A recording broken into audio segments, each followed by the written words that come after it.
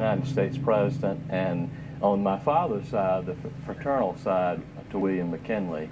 I'm the great-great-nephew of William McKinley and the great-great-grandson of Grover Cleveland. So how did those two families get together? It's happened chance because my parents married and the two became one. Interesting enough. Were your parents, excuse me for interrupting, but were your parents aware of their lineage when they married? Had no clue.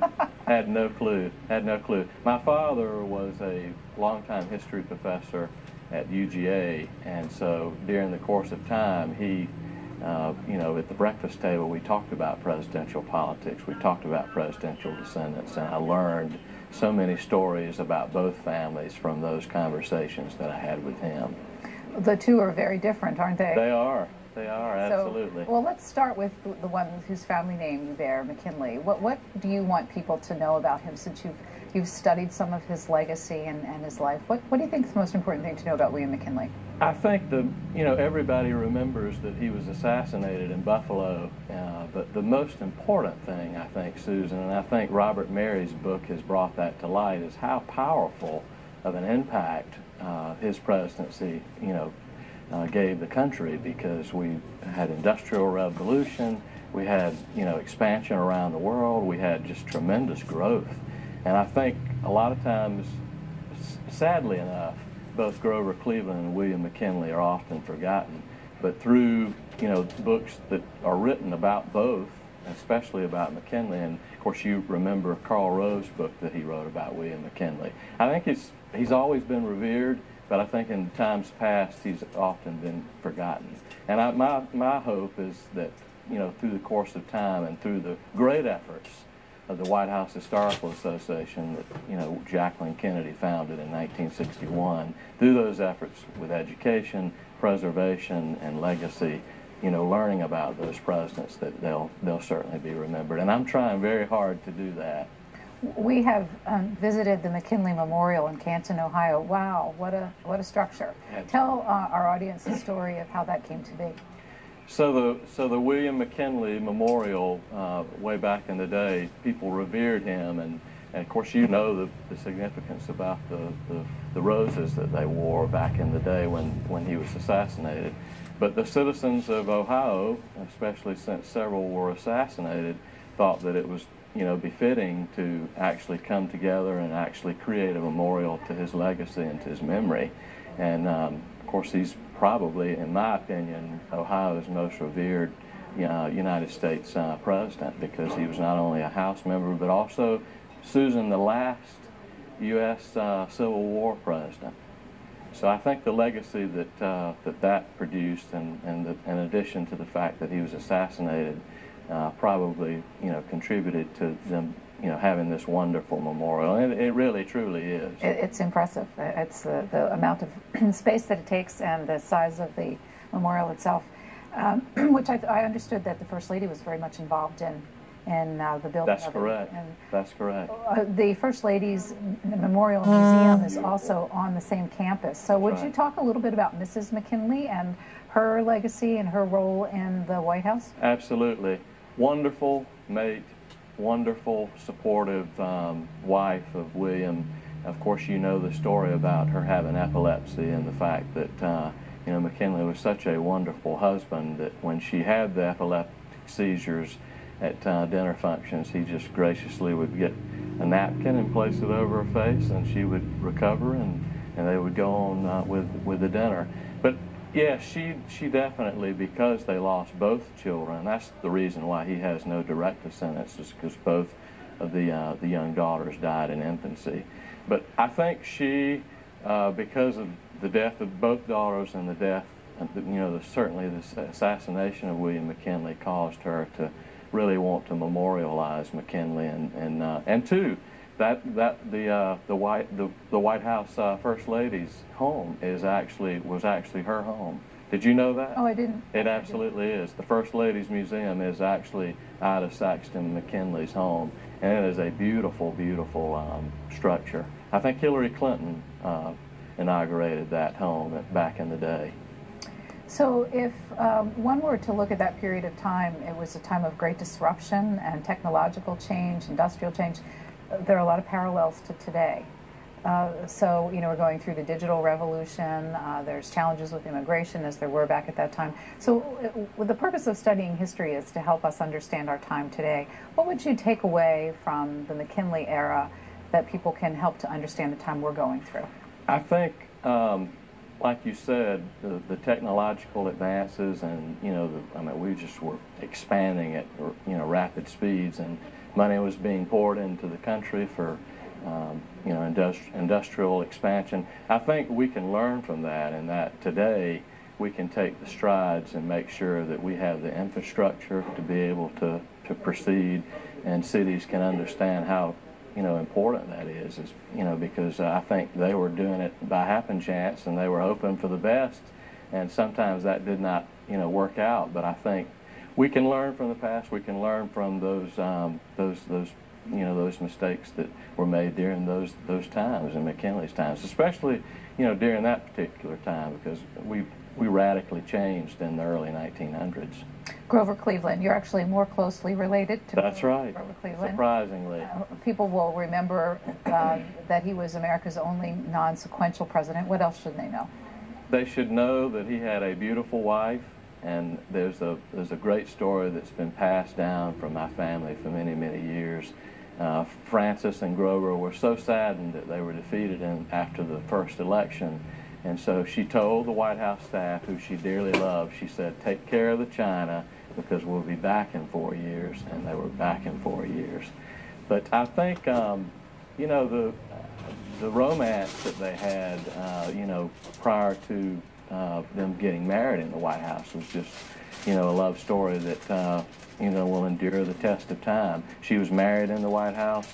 The beautiful gown, Susan, was founded by George Cleveland, who is actually at this event. He's the grandson of Grover.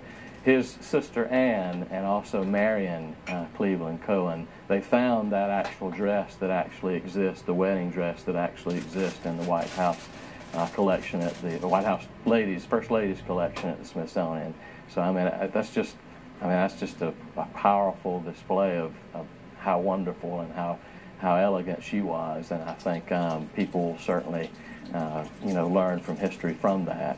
But there was an enormous age difference between the two. Absolutely. How does the family process that piece of information? You know, I think it was a love story that was kindled by Francis's father. He was a dear, dear friend of Grover, and I think upon his death, I think Grover felt the need to make sure that Frances was taken care of for the rest of her life, and they loved each other. I mean, I think definitely, you know, he was definitely a lot older, by a stretch of 25 to 30 years, but I think, you know, at the time, she trusted him. I think that he was the guardian for many, many years, even prior to Mr. Folsom's death, and I definitely think that she had complete trust. They loved each other, and they had a wonderful family, Susan, so. They really did not like life inside the White House. That's correct. They really wanted to protect their family. How did they do that? So a lot of times, you know, Frances would actually take the children by carriage to some of the, you know, the sites off campus at the White House, and unbeknownst to the press, unbeknownst to anybody that was around, and they would actually, you know, secretly do that, you know, at the midday or sometimes probably in the evenings when no one would be suspect that they would be around. And I think she was very much, you know, she controlled how her children would be seen. They also built a house, as I understand it, in what's called the Cleveland Park section That's right. of Washington. That's right. And the family more or less lived there, and did Grover Cleveland then use the White House as an office? That's exactly right. Yeah. So there's a ton, Susan, of correspondence that exists from that particular time, because he was a voracious reader and writer. And at the time, as you well know, we didn't have the archives like we do today, the presidential archives. So when he left office, all those letters, all those documents were taken by him.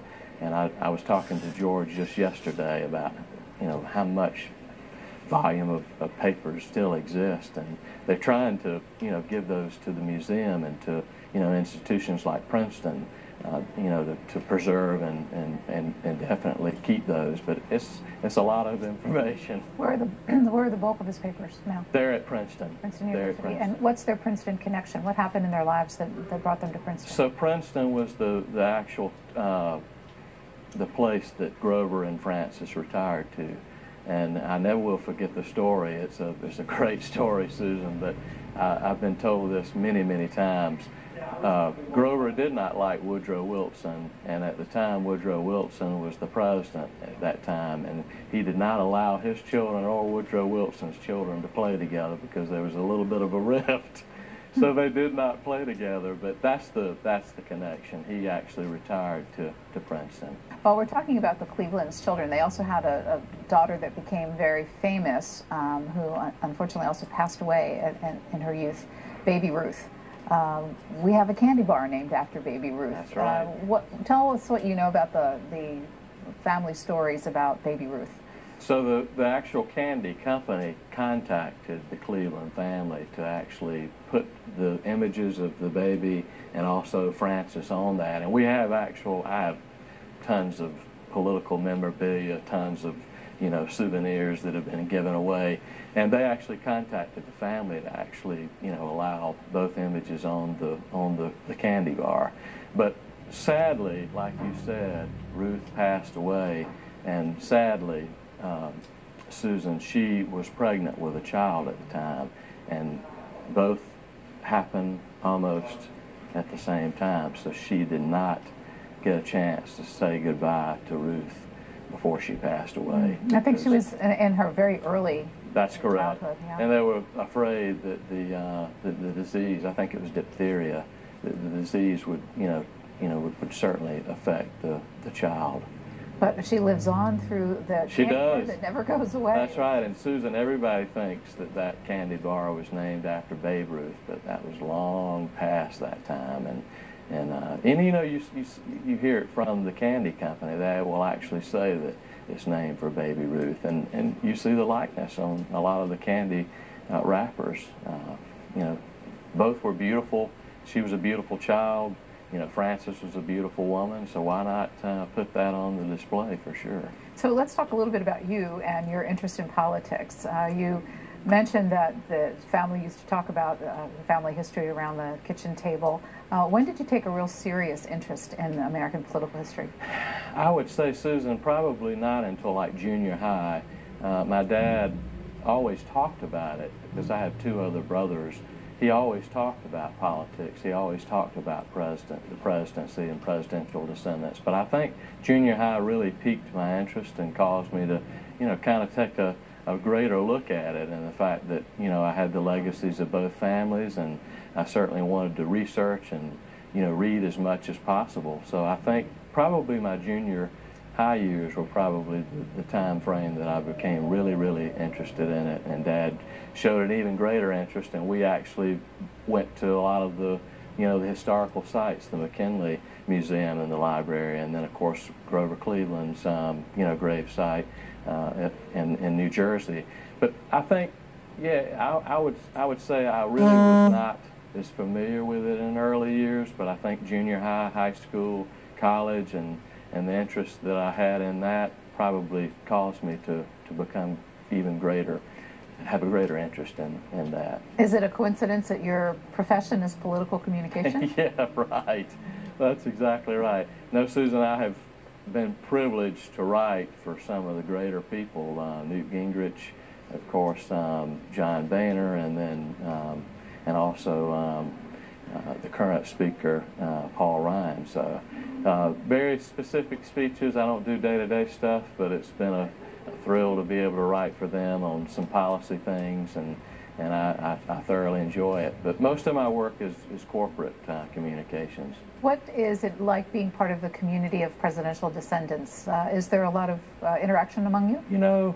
I hate to say it, Susan. Years ago, we attended the New York mayor's presidential descendants luncheons that they used to have. This is probably 20, 25 years ago.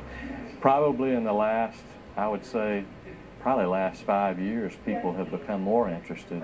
And I approached Stuart McLaurin, the president of the White House Historical Association, probably 6 months ago about wanting to create an event for the presidential descendants, because I think it's something that's just kind of not been done. But hopefully going forward, we will actually have more reunions. I'm in hopes that we have an annual dinner that we actually will have in different locations around the country, and I hope that we will, because I think it's so important, because you learn so much, you share experiences, you share stories about the presidential families, and I just love to be around people that are a lot like me. If you had to say your perception of being a president or life in the White House is different than folks who don't have this history because of what you know, your family stories, how would it be different? Do you have a different appreciation for the job, you think? I think I really do. I think, Susan, probably the greatest word would be respect. Two men gave of themselves, William McKinley, Grover Cleveland, to aspire to greater office. And I will tell you, what a sacrifice, and especially during periods of time that were, like you said, that were quite strenuous with this country. And I think I do have a greater respect for the office. I have a greater respect for the people that occupy that office, and the sacrifices that they definitely make each and every day. You missed family time a lot of time, and I know for a fact that William McKinley, because the way they had to travel back then, lost a lot of that time with his young daughters, because he traveled by rail and was at different events, and it was apart from his wife for a good bit of time too, and that was kind of very traumatic because of her illness. Well, thank you for visiting with us during this White House Site Summit. It's nice to meet you. Same pleasure.